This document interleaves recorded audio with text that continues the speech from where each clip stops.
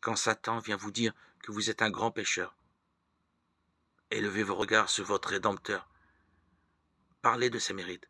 Reconnaissez votre péché. Et dites à l'ennemi que Jésus-Christ est venu dans le monde pour sauver les pécheurs. 1 Timothée 1,15.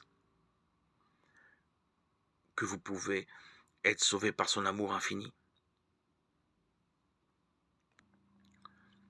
Jésus raconta à Simon l'histoire de deux débiteurs. L'un devait à son maître une petite somme et l'autre une somme très importante.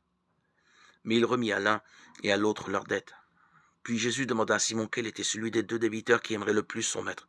Simon répondit, celui je pense auquel il a le plus remis. Luc 7, 43. Nous avons été de grands pécheurs. Mais Jésus-Christ est mort pour nous assurer le pardon.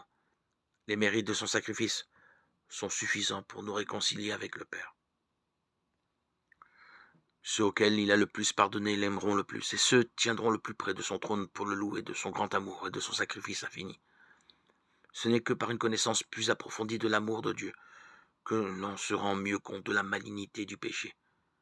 Quand nous comprenons le sacrifice infini de Jésus-Christ en notre faveur, notre cœur se fond de tendresse et de douleur.